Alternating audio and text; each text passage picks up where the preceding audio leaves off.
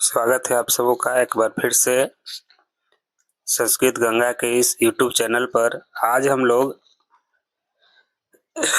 Matric परीक्षा 2025 में आए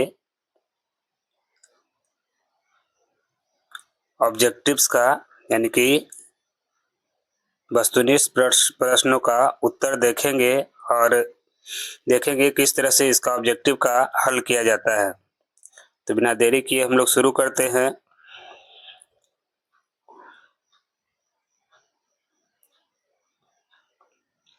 देखिए, जैसे पहला क्वेश्चन आया था, अनरितम का अर्थ क्या है।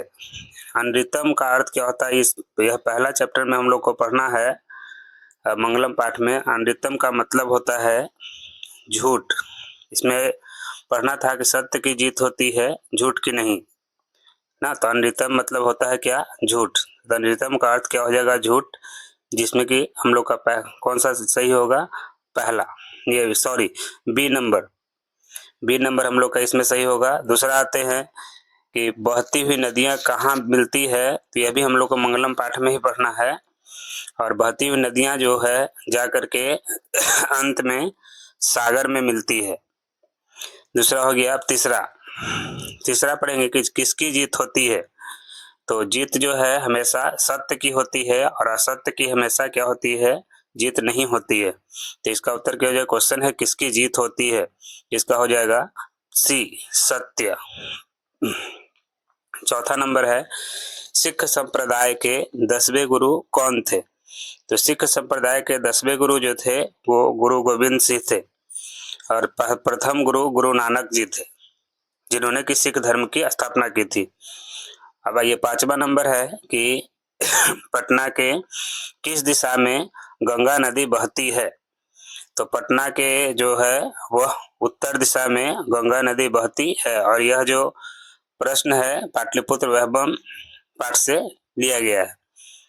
अब छठा नंबर सवाल आते हैं कि कौमुदी महोत्सव किस वंश के शासन काल में होता था, या कौमुदी महोत्सव किस वंश के शासन काल में मनाया जाता था।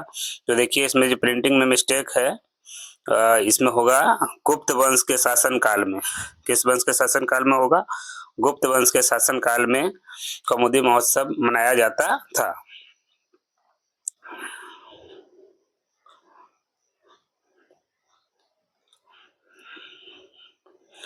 अब देखिए, सातवां नंबर सवाल है कि राजशेखर द्वारा रचित ग्रंथ निम्नलिखित में से कौन सा है।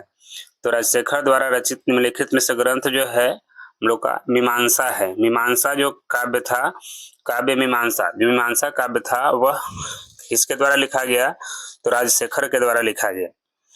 अगला है कि वैदिक उपनिषद जो है वैदिक वांग्मय का कौन सा भाग है। तो हम लोग को मंगलम पाठ में पहले में ही पढ़ लेना है कि उपनिषद जो है वैदिक वांग्मय के अंतिम भाग में, किस भाग में है, अंतिम भाग में जो है दर्शन शास्त्र के सिद्धांतों को प्रकट किया गया है। 9वां नंबर है कि मेगास्थनीज ने अपने संस्मरण में किस स्थल का वर्णन किया था। तो हम लोग पढ़े हैं कि मेगास्थनीज में द्वितीय पाठ में कि मेगास्थनीज ने जो है अपने संस्मरण में पाटलिपुत्र का वर्णन किया है। किसका वर्णन किया था, पाटलिपुत्र का। अगला है कि सत्यमेव जयते किस उपनिषद से उल्लिखित है, यानी किस उपनिषद से लिया गया है। पहला है मुंडक उपनिषद, दूसरा है श्वेताश्वर उपनिषद, तीसरा है कठ उपनिषद, चौथा है ईशावास्य उपनिषद। तो मंगलम जब पाठ देखिएगा तो उसमें पहला जो श्लोक होता है वह ईशावास्य उपनिषद से लिया गया है, दूसरा श्लोक जो है वह कठ उपनिषद से लिया गया है, तीसरा जो है वह मुंडक से लिया गया है, चौथा जो श्लोक है वह भी मुंडक से, और पांचवा जो है वह श्वेताश्वर उपनिषद से लिया गया। तो यह जो सवाल है हम लोग का तीसरा श्लोक से है, में सत्य की जीत होती है, झूठ की नहीं। यह जो हम लोग का मुंडक उपनिषद से लिया गया है। यदि कहीं पूछे कि उपनिषदों की संख्या कितनी है, तो उपनिषदों की संख्या हमारी 108 होती है। अगला है 11 नंबर कि अनुच्छेदम का संधि विच्छेद क्या होता है। तो अनुच्छेदम का संधि विच्छेद, यदि संधि विच्छेद पढ़े होंगे तो उसमें आया होगा कि अनुच्छेदम का जो संधि विच्छेद होता है, अनु जो केवल छेदम होता है, ह्रस्व स्वर के बाद यदि छ आता है तो बीच में केवल जो है आधा च का आगम हो जाता है। यह जो हमारा व्यंजन संधि है। आगे है कि मनः जो रंजनम की संधि होगी, मनः जो रंजनम की संधि होगी, तो मनः जो रंजनम की जो संधि होगी, मेल होगा, तो मनः जो रंजनम होता है मनोरंजनम। इसमें देखना होगा, देखिए र पर जो है अनुस्वार इसमें नहीं है, सी में मनोरंजनाम लिख दिया है, ए में, बी में लिखिए मनोरंजनम लिख दिया है, और सी में देखिए, सी में जो है मनोरंजनम कर दिया है। हाँ, सी में जो है क्या किया है, मनोरंजनम लिखा है, और डी में जो है मनोरंजनम लिखा हुआ है, तो हम लोग का डी सही होगा। अब 13 नंबर में आते हैं, तो 13 नंबर में जो है और ए के मेल से कौन सा नया वर्ण बनेगा, तो संधि में पढ़े होंगे सही से, तो इसमें आएगा कि और ए के मेल से जो है ए का निर्माण होता है। ए नंबर सही होगा हम लोग का। कौन सा सही होगा, ए नंबर।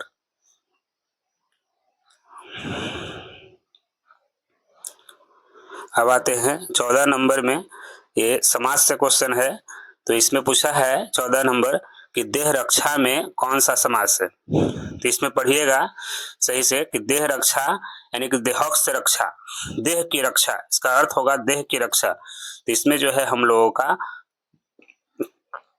कौन सा समास होगा, तो तत्पुरुष समास होगा। कौन सा होगा, तत्पुरुष समास।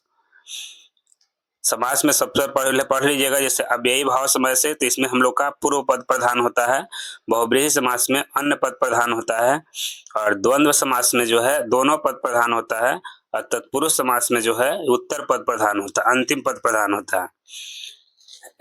अगला है 15 नंबर कि किस समास का पहला पद विशेषण होता है, किस समास का पहला पद जो है क्या होता है, विशेषण होता है। तो हम लोग का जो है देख लीजिए, जैसे द्वंद्व समास है, द्वंद्व समास से दोनों पद प्रधान होता है। फिर अगला है द्विगु कर्मधारय समास, तो यही है, इसमें ही हम लोग को पढ़ना है कि जिससे जो है कर्मधारय समास का पहला पद ही क्या होता है, विशेषण होता है। कर्मधारय समास का पहला पद क्या होता है, विशेषण होता है। बी नंबर हम लोग का सही होगा। 16 नंबर में आएंगे कि पुरुष परीक्षा का विग्रह क्या होता है, तो पुरुष परीक्षा का अर्थ ही होता है पुरुष की परीक्षा। तो हम लोग षष्ठी विभक्ति में जाएंगे तो पुरुष का होगा पुरुषस्य परीक्षा। क्या हो जाएगा, पुरुषस्य परीक्षा, मतलब पुरुष की परीक्षा। आगे है 17 नंबर में कि अंग विकार के अर्थ में कौन सी विभक्ति होती है, तो कारक हम लोग जो पढ़े हैं, कारक में हम लोग को आता है पढ़ने के लिए कि अनांग विकार, मतलब जिस अंग में विकार उत्पन्न होता है उसमें, और पढ़े होंगे तो ये तृतीया विभक्ति में होता है। किसमें होता है, तृतीया में। तो हम लोग का कौन सा ऑप्शन होगा, सी। अगला है 18 नंबर, त्रय अचरंती, यहाँ क्या कहा है कि रेखांकित स्थान में उचित विकल्प क्या होगा, इसमें भरना है। तो त्रय देखे होंगे हम, त्रय मतलब होता ही है 3, और 3 जब हुआ है तो 3 हमेशा बहुवचन होगा, तो बहुवचन में हमेशा यह बहुवचन ही रूप होगा इसमें। तो बताइए मृगानी होगा नहीं, क्योंकि मृग जो है पुल्लिंग शब्द है, पुल्लिंग में इसमें जब भी होगा तो मृगा हो गया। क्या होगा, मृगा, क्योंकि मृग जो है राम पर चलेगा। आगे है 19 नंबर, आरक्षी लुंठका त्रायते, किस सूत्र का उदाहरण है। जहां भी त्रायते ये सब सूत्र कहीं भी आएगा त्रायते, तो हम लोग को पढ़ना होता है कि भीत्रार्थानाम भय हेतु, मतलब कि भी मतलब होता है डरना। क्या होता है, भी का मतलब होता है डरना, और एक धातु होता है त्राण, त्राण का मतलब होता है बचाना। तो जहां भी और त्राण आ जाएगा तो वहां हमेशा पंचमी विभक्ति का लगता है। तो देख लीजिए इसमें कौन सा रूप है कि भित्रार्था नाम भय हेतु, बी नंबर हम लोग का ऑप्शन है बी, भित्रार्था नाम भय हेतु, बी नंबर हम लोग का सही होगा। आगे है 20 नंबर में, उपसर्गों की संख्या कितनी है, तो उपसर्गों की संख्या हम लोगों की 22 होती है। कितनी होती है, 22 होती है।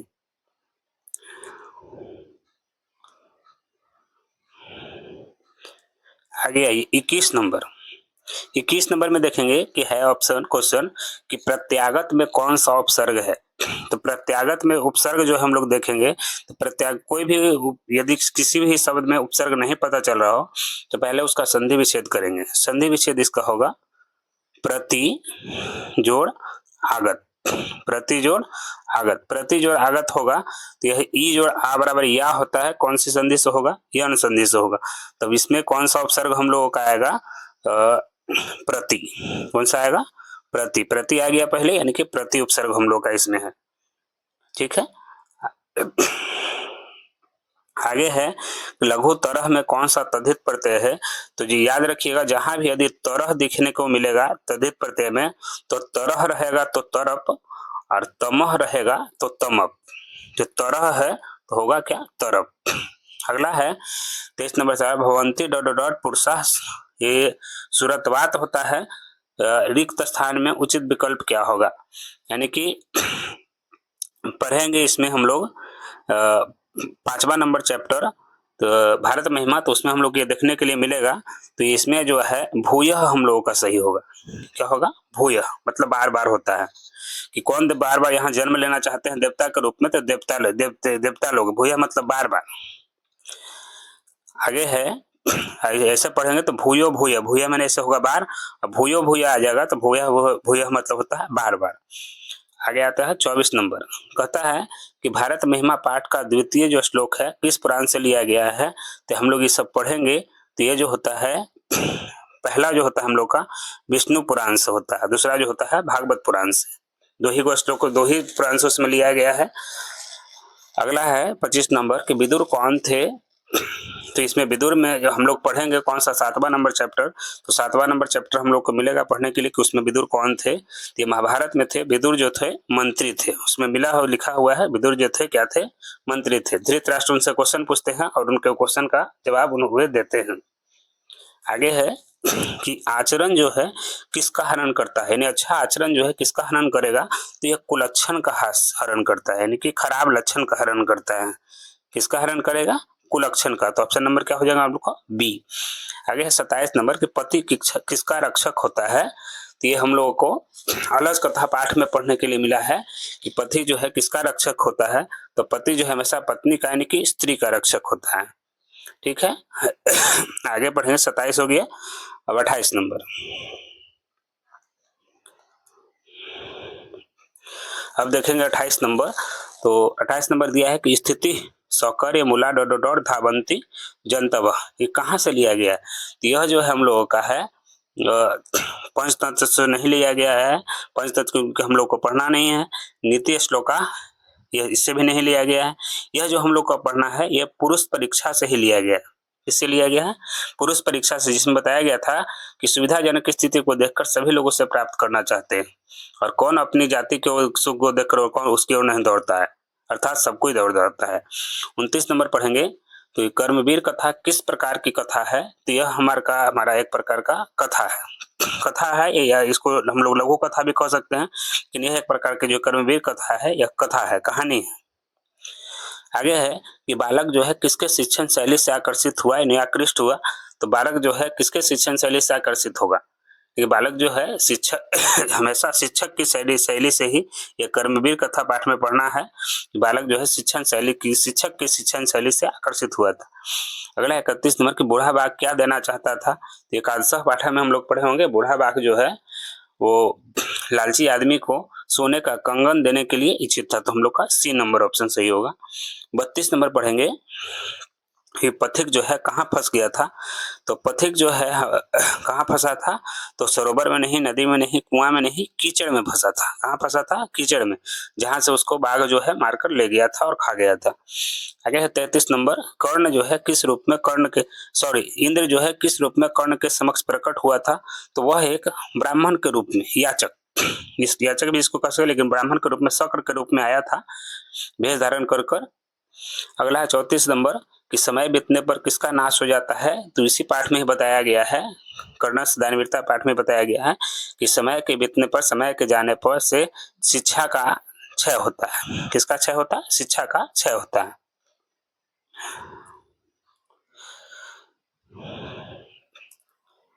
आगे देखेंगे 35 नंबर से कि दानवीर कौन था। तो दानवीर जो है कौन था, ए नंबर ही ऑप्शन सही होगा, कर्ण था। दानवीर कौन था, कर्ण था। आगे 36 नंबर, कर्ण किस देश का राजा था। तो कर्ण जो है यह अंग देश का, अपने अंग का ही राजा था। कहाँ का राजा था, ये अंग देश का राजा था, अपने अंग का राजा था। अगला है 37 नंबर कि भौतव्यम नहीं होगा, वो भेतव्यम होना चाहिए। क्या होना चाहिए, भेतव्यम, कि भी में तबियत यदि जुड़ता है, भी मतलब होता है डरना, भी में तबियत जुड़ेगा तो भेतव्यम होता है, तो इसमें क्या हो जाएगा, तबियत।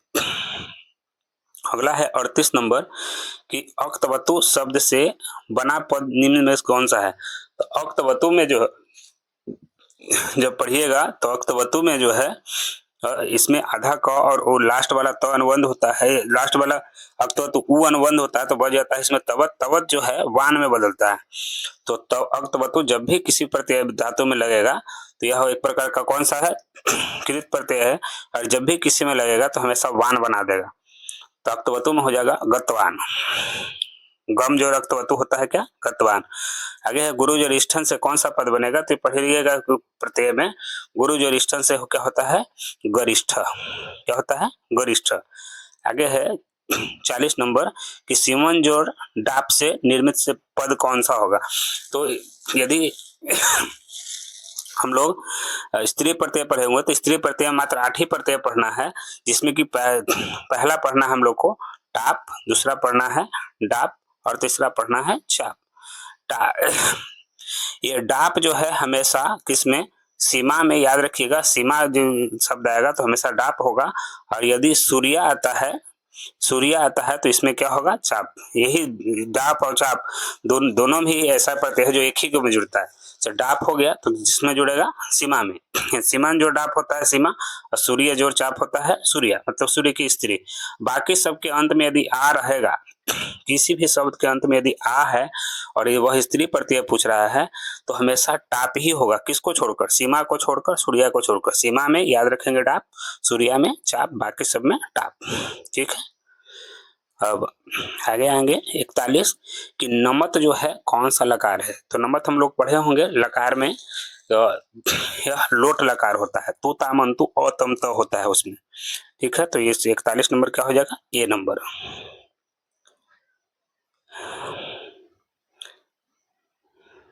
50 तक, सॉरी एक वीडियो में हम लोग 50 तक बनाएंगे, फिर आगे 50 के बाद अगला वीडियो में हम लोग देखेंगे। अगला है 42 नंबर, स्यात का मूल धातु क्या है। तो ये सब पढ़े होंगे। स्यात जो है यह विधि लिंग का रूप है, और यह जो है सॉरी अस धातु का रूप है। किसका रूप है, अस धातु का रूप है। अस धातु का रूप विधि लिंग में पढ़ेंगे तो अस उसमें स्यात आता है। आगे है 43 नंबर कि विद्वत्सु, विद्वत्सु किस शब्द का रूप है। तो हम लोग पढ़े होंगे कि विद्वत्सु, सु हमेशा जो है सप्तमी विभक्ति का बहुवचन लेकर आता है, और यह जो है विद्वस मतलब इसमें देखिए हलन छूटा हुआ है, विद्वस में, किसमें, विद्वस में हलन छूटा हुआ है, और विद्वस का ही रूप होता है क्या, सप्तमी का बहुवचन में विद्वत्सु।